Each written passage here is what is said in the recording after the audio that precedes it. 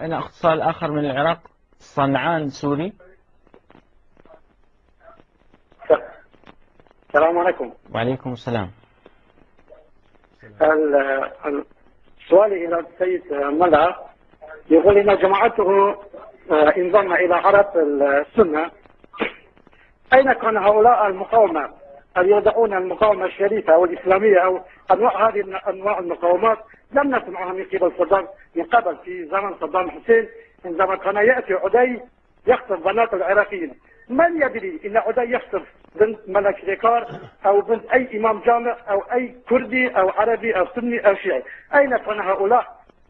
المقاومة الشريفة يطلع في أي وقت وفي أي زمان وفي أي مكان، من يحكم بلد سواء كان من أجندته أو أجنبيا أو محتلا. المقاومة الشريفة يأتي في أي زمن وفي أي وقت مكان. ثم أين هؤلاء العرب عندما يأتي الجيش السوري يقاتل الأكراد في شمال العراق؟ وأين كان في انتفاضة 91 اللي شخصيا زرت مقر الجيش العراقي مكتوب على TNT هدية من المملكة العربية السعودية؟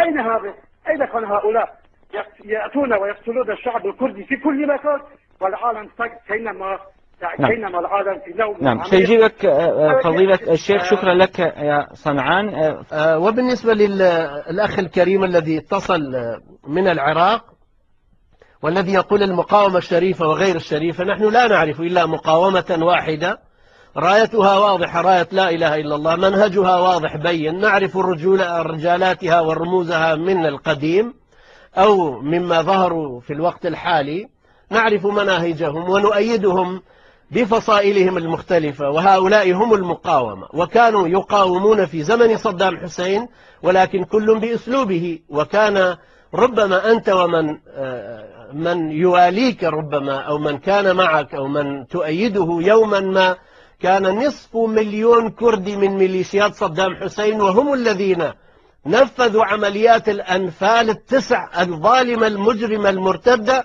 التي أخذت حرائر الأكراد وباعتها في دول الخليج أو في مصر. فهؤلاء كان 500,000 من ميليشياتهم كانوا من الأكراد يوم كان الأكراد 700,000 رجل. نعم،